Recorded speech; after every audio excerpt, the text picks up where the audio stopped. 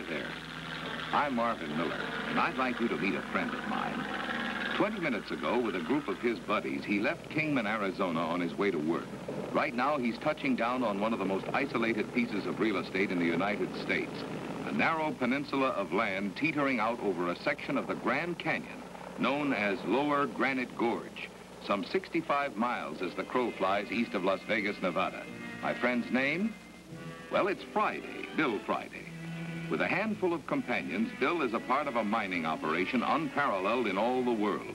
The recovery of a half-million-year-old prehistoric treasure from a cave far down the north wall of the canyon.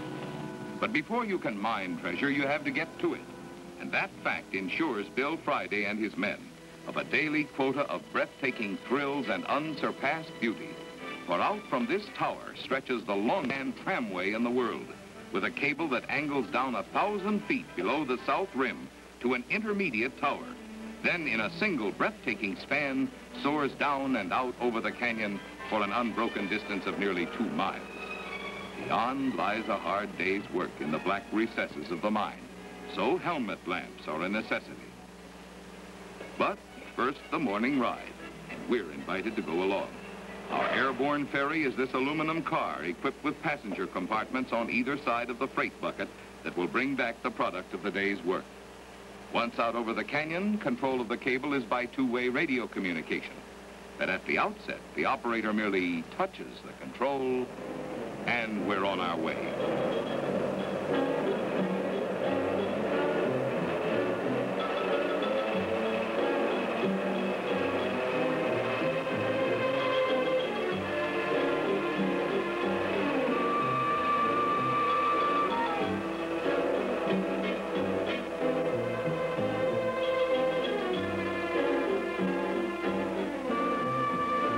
One of the 7 scenic wonders of the world, and no one ever had a better view of it than this.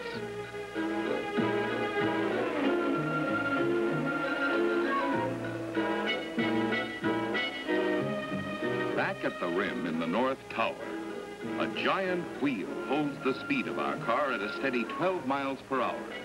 At regular intervals, engineers of United States Guano Division of New Pacific Coal and Oils Limited give the machinery careful inspection to ensure the safety of the men using the tramway. In case of emergency, a dynamic brake could bring the cable to a quick stop. But when you're actually soaring a half mile over the winding Colorado, you forget mere machinery and think only of the spectacular panorama that stretches out all around you. Now the approach to the intermediate tower, and beyond this, 8,100 feet of unattached cable to the north terminus.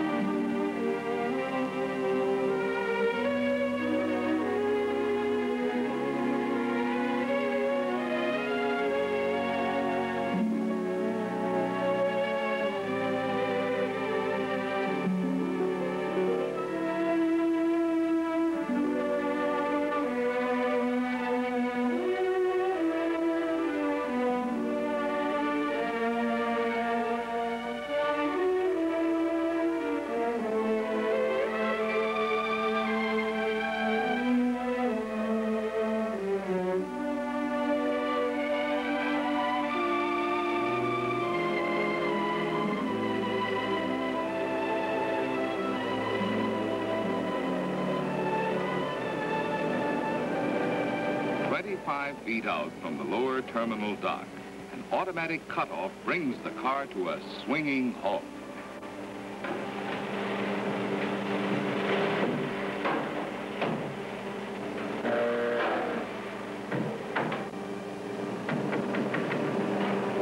From here, it's talked in by radio. We got about 20, we got about 15, we got about 10, we got about 5. Hold it right there. But the trip isn't over yet. The mine itself is in a cleft in the sheer walls, a good 200 feet above the lower terminal. Alongside the huge vacuum pipes leading to the cave is a smaller cable, and this time no one rides in style.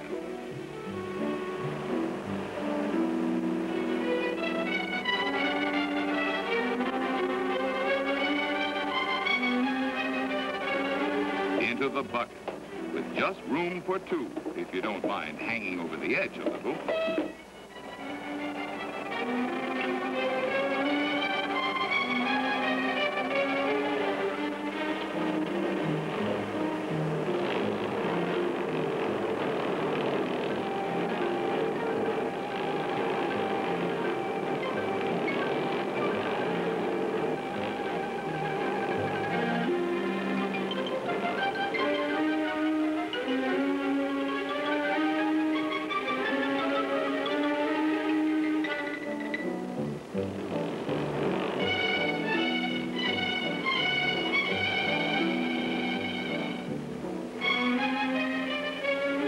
Finally, our destination.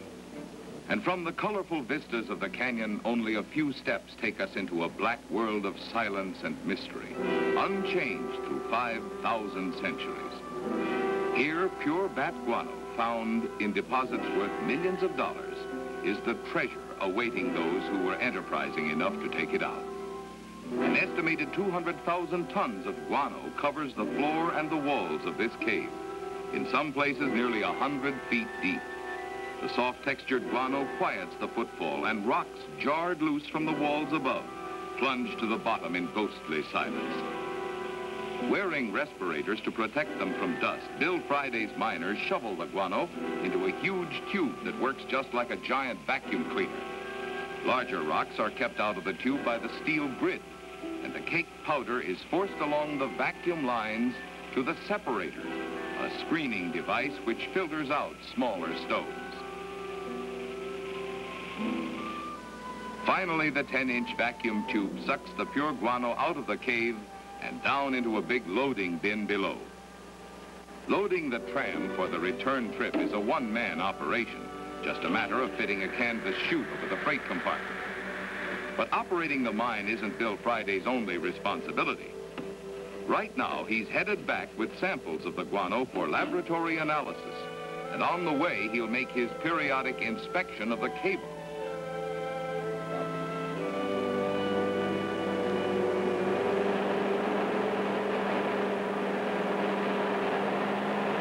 Okay, Smitty. Yes, this is just a part of the day's work for Bill. A ride across the Grand Canyon perched atop the rigging. The purpose? To inspect every foot of this 1.5-inch cable, which is engineered to withstand 100 years' usage under the most adverse weather conditions.